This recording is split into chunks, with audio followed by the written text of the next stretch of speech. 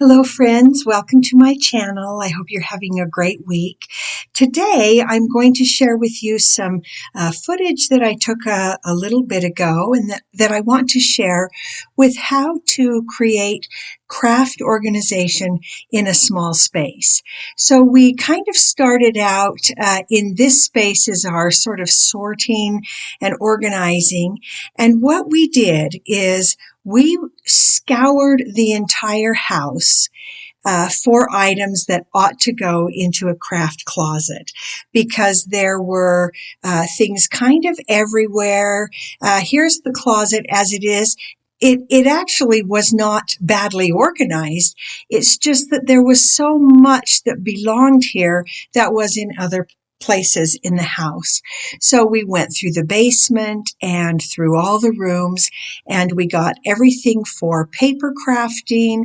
We got all the fabric and the sewing things pulled together. We found all the ribbon, all the adhesives, and just everything that needed to be in a craft space from all over the house. And so we used that big room kind of as our sorting space as we went through and gathered everything together. So you see the current craft closet, it's a good size, deep shelves, but things are not organized, and we need to actually fit a lot more in this space than what is actually there. So right now we have sentimental blankets, bedding, all of the paper craft stuff. Most of the sewing things are elsewhere, and so our job is to just get everything from all over the house into one space.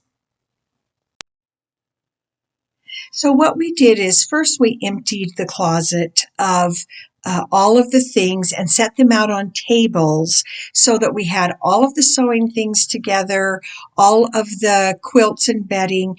What we left in the closet was everything that pertained to paper crafting for making cards and scrapbooking. We put all of the fabric here because those drawers are full of fabric.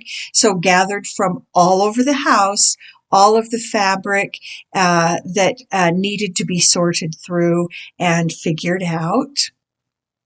And then on this table, we collected sewing and quilting supplies. And that was quite a bit of materials. And so everything, embroidery, pattern making, all of that. Then we gathered all of our paper, our decorative papers here. And then over here is ribbon from all over the house. There was more than we suspected.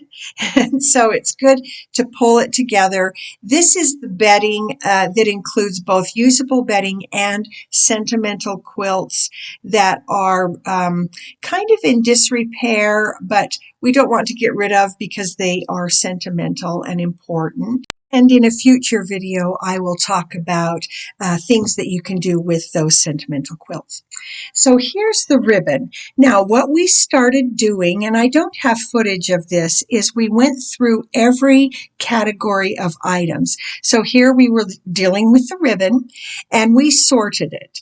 And I know when I sorted my ribbon, I found a lot of ribbon that I realized I'd probably never use. There was some really ugly pink burlap ribbon and just ribbons that I knew I wouldn't use. So I cleared those out. And then once you clear out, then you know what you actually need to store.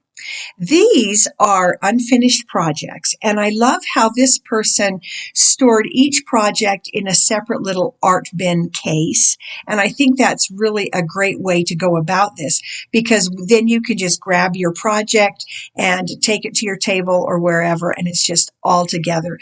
I think that is such a great storage tip. And remember that when you are doing your sorting, do sort through your unfinished projects.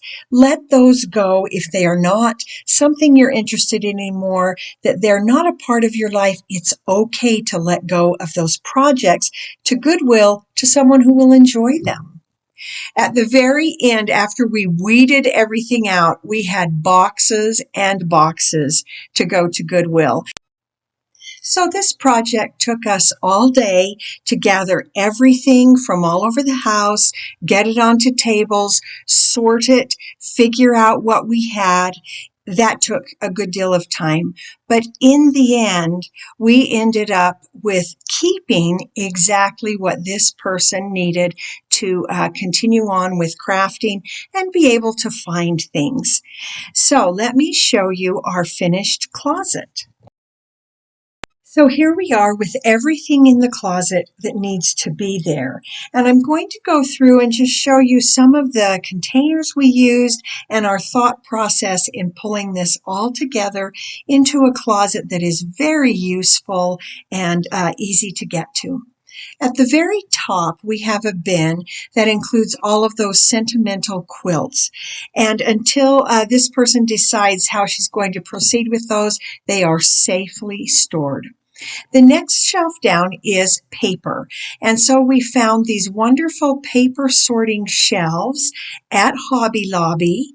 And we put temporary labels on everything until she's sure that's how she wants things stored.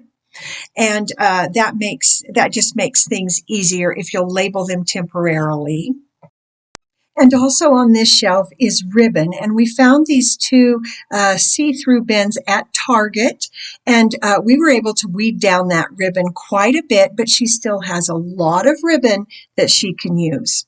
This next shelf down is all of the paper crafting supplies with their temporary labels.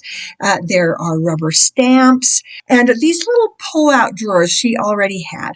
So we just put those to good use, made sure everything that is in the same category, like all of the adhesives are in one drawer, all of the embossing powders are in one drawer. And then we put those temporary labels on those until she experiments and makes sure this is where things need to be, and then she can put on a permanent label. This Prismacolor box is currently holding all of her colored pencils, crayons, markers. She is looking for a caddy that she likes with a handle that she'll be able to put all of those in and just pick up and carry to her table. But for now, that box serves really well to hold all of those kind of supplies, the markers and pencils and things. And so everything is organized and just handy, easy to find, easy to grab because they're labeled and ready to go.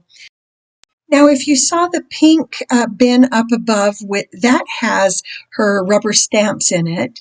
And then on the next shelf down, the sewing shelf, there's another pink little bin. We love those. They're fabric, and we found them at Hobby Lobby, and they came together as a set. Loved those. This next shelf is sewing supplies. We were able to get the sewing machine off of the table and into the closet, and it's a super easy in and out. And then all of these sewing supplies organized in drawers and nice bins that we found at various stores.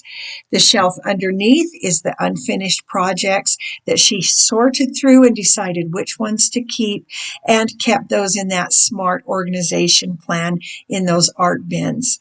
So this shelf has some crafting in it, but most of these last two shelves really are sewing supplies. If you'll notice those beautiful tins to the right of your picture, those tins are somewhere between 75 and 100 years old.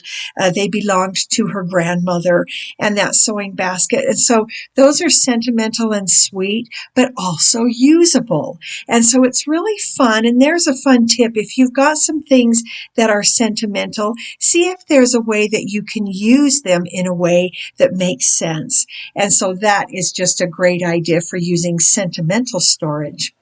The bottom is maybe one of my favorite things that we did to this closet. We found these fabulous sturdy felt bins at Target, and because she has wood floors, these bins just pull in and out like a breeze in and out of those closets, that closet, and I just love that. So in these bins are her usable bedding. so that it's easy to get to and easy to put away, because bedding can be a little bit bulky and difficult. So these bins are perfect. They slide along that floor. Of course, we swept and cleaned every nook and cranny of this closet before we started putting things back away. And that's just a great way to start. So those bins from Target are just perfect and turned out excellent. So here is a last view of that closet and how we took a room full of just random things from all over the house, sorted them down into what we knew would be used, and then found some pretty containers. And as we were sorting the house, found some containers and just put them all to good use in a very organized closet. And so all of the fabric ended up, we were able to sort through that, clear it down. We were able to clear off this desk and make it usable space. The fabric all is in those drawers to the right. Easy to pull out, easy to find. The fabric is all sorted by color.